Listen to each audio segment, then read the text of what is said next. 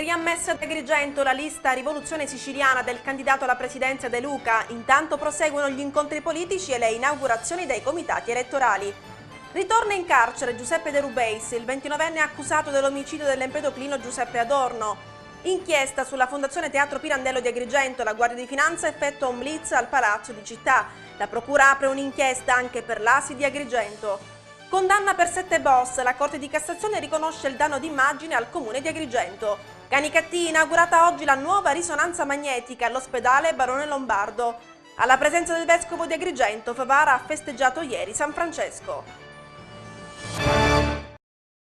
Benvenuti all'informazione di Sicilia TV. È stata riammessa dall'Ufficio Circoscrizionale Centrale Regionale di Palermo la lista provinciale di Rivoluzione Siciliana ad Agrigento. Il provvedimento è stato messo ieri pomeriggio ed è stato notificato al delegato di lista Ignazio Bonsignore.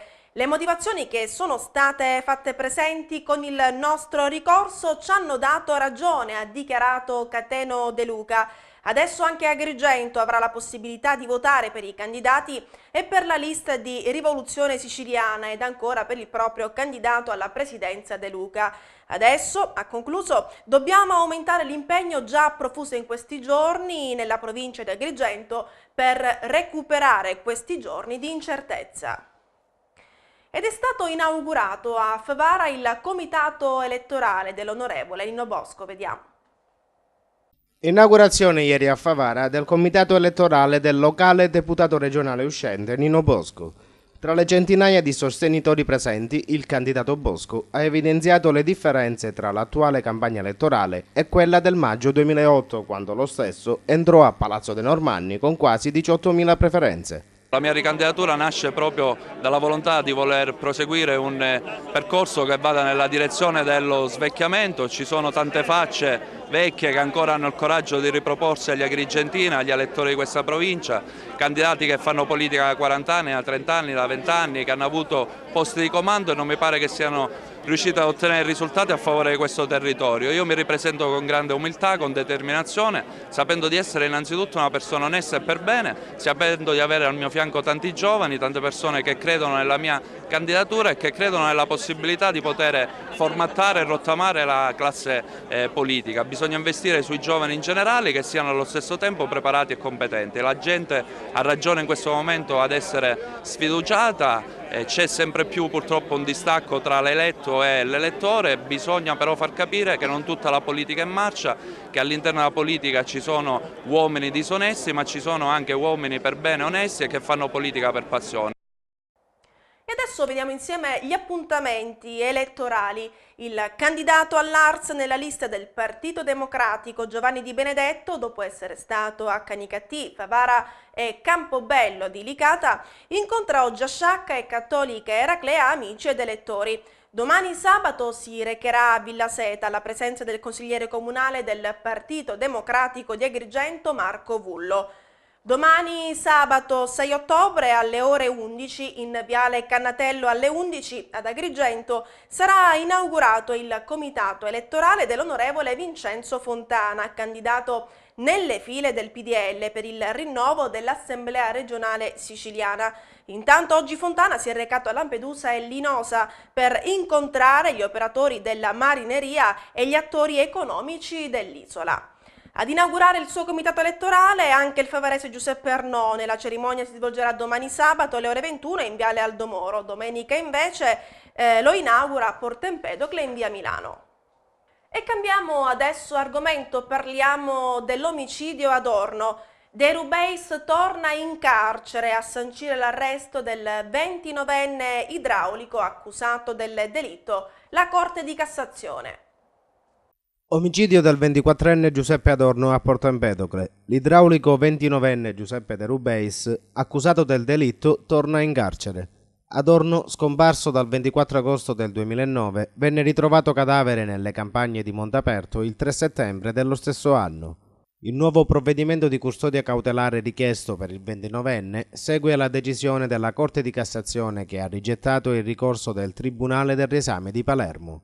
Sul caso Adorno, il GIP di Agrigento Alberto Davico non aveva accolto l'istanza di carcerazione avanzata dalla Procura della Repubblica. Lo scorso anno anche la DDA di Palermo aveva richiesto l'archiviazione del caso, ma da ulteriori indagini poi il Tribunale di Agrigento nell'aprile del 2011 riaprì il fascicolo. A Giuseppe De Rubeis, arrestato per la prima volta il 25 settembre del 2009, è stato contestato anche il reato di calunnia nei confronti dei fratelli Giuseppe Gerlando e Giovanni Di Stefano e Giuseppe Filippazzo. I 4 erano stati accusati dal 29enne di essere stati gli autori del delitto. Tutti e 4 furono successivamente scagionati. Ad eseguire adesso l'arresto di Giuseppe De Rubeis, gli agenti del commissariato di polizia di Porto Empedocle, coordinati dal vicequestore aggiunto Cesare Castelli.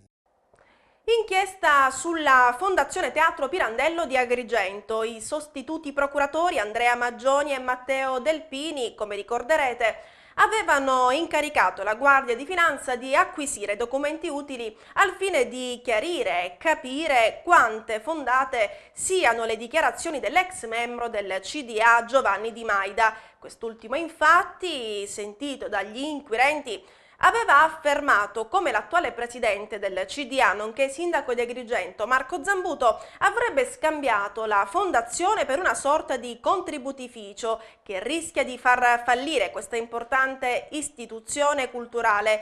Di Maida, che parlava anche di un deficit di 75.000 euro, aveva affermato come la fondazione effettuava delle spese che nulla avevano a che vedere con l'oggetto sociale della fondazione. E proprio nella giornata di ieri i finanzieri hanno effettuato un blitz al municipio di Piazza Pirandello, prelevando alcuni documenti utili alle indagini e inerenti alla gestione della Fondazione Teatro Pirandello. Cemento depotenziato nella costruzione della sede del Consorzio ASI di Agrigento. La Procura della Repubblica apre un'inchiesta. Truffa aggravata. Questo è il probabile reato ipotizzato dalla Procura della Repubblica di Agrigento ai danni dei soggetti che a vario titolo si sono occupati della costruzione della sede direzionale del Consorzio ASI di Agrigento. I dati delle verifiche strutturali effettuate dal laboratorio 4M Service ed avviate dall'ex assessore regionale alle attività produttive Marco Venturi negli uffici della Procura agrigentina hanno indotto il procuratore aggiunto Ignazio Fonso ed il sostituto Giacomo Forte ad avviare l'inchiesta. La stagione del cemento depotenziato negli uffici pubblici ad Agrigento era stata aperta nel 2009 dalla vicenda legata all'ospedale San Giovanni di Dio. Lo scorso mese di settembre, invece, a causa dell'utilizzo improprio del legante nella struttura, era stato fatto chiudere l'Istituto Professionale Fermi di Contrada Calcarelle. Adesso ci fermiamo per la pubblicità, tra poco.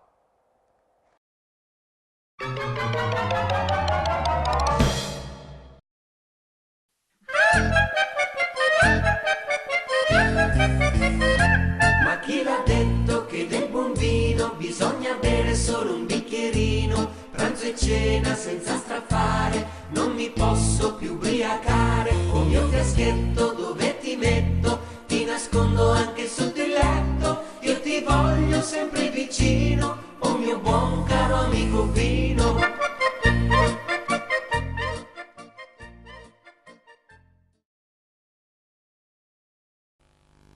Per la vostra pubblicità su Sicilia TV telefonate ai numeri 0922 32 709.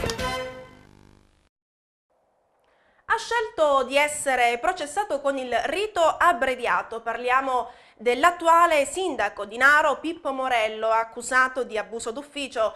La vicenda riguarda la nomina dello scorso giugno dell'assessore Luisa Maniscalchi, dimessasi subito dopo. La donna, nel 2008, aveva patteggiato una pena di 1 anno e 6 mesi di reclusione per aver favorito uno dei fedelissimi di Giuseppe Falsone. Secondo l'accusa, Morello avrebbe con la nomina di Maniscalchi portato ingiusto vantaggio patrimoniale alla donna e danni al comune, mentre l'ex assessore avrebbe omesso di non aver riportato condanna in giudicato. Maniscalchi ha deciso di essere processata con rito ordinario che avrà inizio il prossimo 19 ottobre. E continuano i soccorsi in mare della Guardia Costiera. Nel pomeriggio di ieri un gommone con 74 persone è stato avvistato a 46 miglia a sud-est di Lampedusa. Giunti sul posto con 2 motovedette, i soccorritori hanno trasbordato e portato al porto di Lampedusa il natante, probabilmente partito dalla Libia. Tra i migranti giunti sull'isola anche 15 donne. La sentenza della Corte di Cassazione, che ha riconosciuto un danno all'immagine subito dal Comune di Agrigento a seguito della condanna in via definitiva di 7 boss di Cosa Nostra, è un segnale di straordinaria importanza per un territorio che si vuole affrancare dalle conseguenze nefaste che la mafia ha procurato anche in un recente passato. A dirlo è il presidente della Camera di Commercio di Agrigento, Vittorio Messina. L'avere riconosciuto da parte della Suprema Corte la sussistenza di un danno esistenziale sia nei confronti del Comune di Agrigento che dei suoi cittadini, dice Messina, restituisce dignità e prestigio ad una popolazione onesta e laboriosa e a tutte le imprese locali che credono nel rispetto delle regole e nel valore non solo immateriale che la difesa della legalità rappresenta come principale credenziale di una comunità. La sentenza della Cassazione, che riabilita l'immagine di Agrigento, riconoscendo al Comune un indennizzo per danni causati dalla mafia, è finita anche su Striscia la Notizia. Nell'edizione di ieri giovedì la popolare trasmissione si è occupata del caso con Stefania Petix in collegamento da Palermo. Striscia la Notizia ha applaudito all'iniziativa del Comune di Agrigento di costituirsi parte civile, riuscendo ad ottenere il significativo pronunciamento della Cassazione. Le telecamere di sicurezza installate nel piazzale Aster a San Leone riprendono 2 balordi mentre distruggono una pianta ornamentale. A seguito della segnalazione dei carabinieri in possesso del filmato dell'incivile atto vandalico, il funzionario responsabile dell'ufficio comunale Ville Giardini ha presentato formale denuncia contro i responsabili individuati affinché gli stessi carabinieri possano procedere nei confronti dei 2 soggetti colpevoli di reato contro il patrimonio pubblico. Arrestato un 40enne riberese a seguito di un'ordinanza emessa dalla magistratura di Sciacca. In carcere è finito Michelangelo Catalano, già noto alle forze dell'ordine. Durante uno dei tanti controlli effettuati dai carabinieri, lo stesso nell'agosto scorso venne trovato fuori dalla propria abitazione, dove doveva permanere in regime di arresti domiciliari e insieme ad altri soggetti non autorizzati ad avere contatti con lui. Ed è stato inaugurato oggi all'ospedale Barone Lombardo di Canicattì la nuova risonanza magnetica, un esame diagnostico che permette di visualizzare l'interno del nostro corpo senza effettuare operazioni chirurgiche o somministrare pericolose radiazioni ionizzanti. L'arcivescovo di Agrigento, Don Franco Montenegro, ha chiuso a Favara i festeggiamenti in onore di San Francesco d'Assisi. Viva la partecipazione dei fedeli! La solenne celebrazione eucaristica officiata dall'arcivescovo di Agrigento, Monsignor Franco Montenegro, ha chiuso a Favara i festeggiamenti in onore di San Francesco d'Assisi. Nel convento dei frati minori, una chiesa di Sant'Antonio colma di gente ha accolto il pastore della chiesa agrigentina, presenti anche gli amministratori locali. È un santo che parla di speranza, di gioia, che ha amato la natura, ha amato gli uomini, è stato vicino a tutti e ci insegna che è possibile la fraternità anche quando riteniamo che bisogna guardarsi dagli altri. Lui ci dice che nessun uomo deve essere nemico. E credo che questo sia il messaggio più importante oggi. Nel giorno dedicato al santo patrono d'Italia è stato più volte sottolineato l'esempio di fraternità che ha contraddistinto la vita del frate umbro. Valore questo che al convento dei frati francescani è presente con il centro di prima accoglienza la tenda di Abramo, che attualmente ospita 14 ragazzi di religioni diverse provenienti da Africa, Asia ed Europa. Giovani che in occasione dei festeggiamenti in onore di San Francesco si sono letteralmente rimboccati le maniche per tirare a lucido sia il convento che la chiesa. Abbiamo notato che la chiesa era gremita Non sono bastate tutte le sedie del convento perché la gente veramente ha partecipato in maniera numerosa.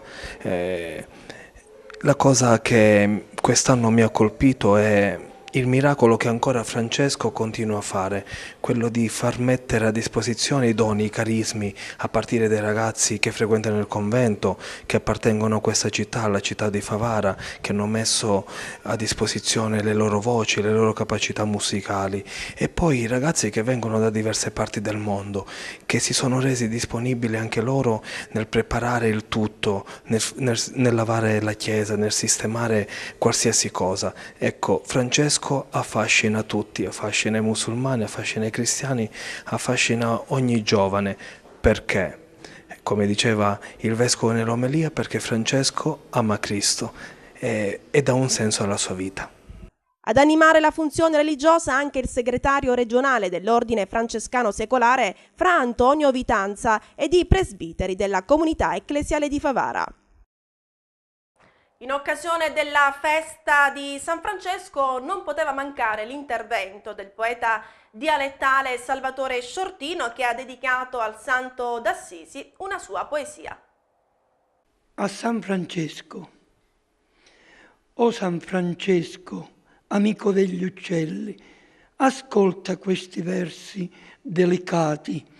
Li ho scritti con gran gioia e sono belli, di tanto amore intrisi e variegati. Ti prego a bassa voce, sei un santo voluto bene, sì, dal monte intero. Umano fosti, umile e sincero, amavi a Dio, tu l'amavi tanto.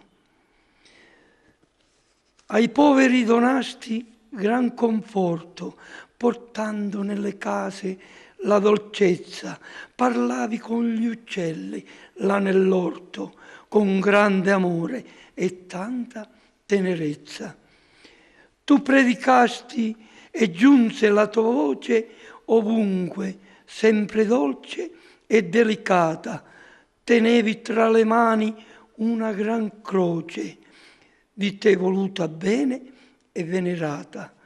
O San Francesco, guidami nel bene, allevia, se puoi, le mie pene, conducimi ogni dì vicino a Dio, non ti scordare mai del nome mio. Sarò vicino a te mattina e sera, con gioia e ripetendo una preghiera, scandendo lentamente le parole, sarai tu la luce del mio cuore. 25 anni di sacerdozio. Parliamo dell'arciprete di Favara Don Mimmo Zambito. Domenica prossima, 7 ottobre, alle ore 19, presso la Chiesa Madre, ci sarà una Santa Messa celebrata dal Vescovo di Agrigento, Monsignor Franco Montenegro. Secondo il coordinatore del Consiglio Pastorale Parrocchiale Angelo Sanfilippo, la comunità parrocchiale si prepara all'evento con una settimana di preghiera che prevede l'adorazione eucaristica dopo la Santa Messa delle 18 e che domani, sabato 6 ottobre, sarà guidata da Don Luigi Mazzocchio, direttore del centro missionario. A portare gli auguri all'arciprete, delegazione della scuola statale Falcone Borsellino con lo stendardo della legalità, gli scout di Favara, la locale polizia municipale, i vigili del fuoco e l'arma dei carabinieri con personale del locale comando di tenenza. Per il comune è certa la presenza del sindaco Manganella, che consegnerà a Don Mimmo una targa commemorativa, e il presidente del consiglio comunale Pitruzzella. Sempre per volontà di Don Mimmo, esclusa a priori l'ipotesi di qualsiasi regalo o materiale, promossa invece la raccolta di fondi per il restauro della lignea statua di Sant'Antonio, patrono di Favara, che, risentendo del peso degli anni, necessita di una inderogabile opera di restauro. Chi volesse aderire all'iniziativa potrà rivolgersi ai numerosi e conosciuti operatori parrocchiali della Chiesa Madre. Una raccolta di generi alimentari quali omogenizzati, biscotti, latte intero, yogurt, zucchero e detergenti per l'igiene personale è stata organizzata per domani sabato dalle ore 10 a Porta di Ponte di Agrigento. La raccolta verrà fatta dai volontari di strada, cittadini che dedicano la propria vita al servizio dei più umili e bisognosi. Anche quest'anno la città di Agrigento parteciperà dopodomani domenica 7 ottobre alla giornata nazionale per la lotta alla SLA, promossa da AISLA Onlus in ricordo del primo sit-in dei malati a Roma nel 2006 e giunta quest'anno alla 5ª edizione, evento che sotto l'alto patronato della Presidenza della Repubblica si propone di raccogliere fondi per la ricerca contro la sclerosi laterale amiotrofica. A partire dalle ore 9.30 fino alle 20.30 in piazza Cavour, presso lo stand dell'AISLA, sarà possibile donare il proprio contributo alla ricerca, ricevendo una bottiglia di Barbera d'Asti. Inoltre, con un SMS solidale con una chiamata del valore di 2 o 5 euro al numero 45505 sarà possibile dare un ulteriore contributo alla campagna. L'erogazione gratuita di servizi cartografici via web per smartphone e per desktop sarà al centro del convegno che si svolgerà il prossimo 11 ottobre dalle ore 9.30 nella sala multimediale Pellegrino della provincia. L'iniziativa è dell'assessorato all'ambiente e territorio, servizio SIT della provincia regionale. E adesso diamo linea alla regia per il meteo, a seguire la sigla. Grazie ancora per averci seguito, vi do appuntamento alla prossima edizione del telegiornale, arrivederci. Un buon inizio di weekend a tutti e vediamo il meteo per sabato 6 ottobre. Ancora alta pressione estesa sul Mediterraneo centrale, garanzia di tempo stabile e soleggiato su tutta l'Italia, temperature in lieve ulteriore aumento e superiori alla media stagionale ovunque. Guardate dalla grafica l'ampio soleggiamento sulla maggior parte del territorio nazionale, con un po' di velature ancora tra l'Alta Toscana e la Liguria, dove non si esclude qualche addensamento sull'area centrale. Per quanto riguarda il nord, il sole torna a splendere su tutti i settori di pianura, con qualche annuvolamento ancora una volta sui rilievi del Triveneto, ma senza piogge particolari. Guardate anche al sud, tutto sole, salvo qualche nube stratificata tra la Puglia centro-meridionale e l'Appennino calabro-lucano.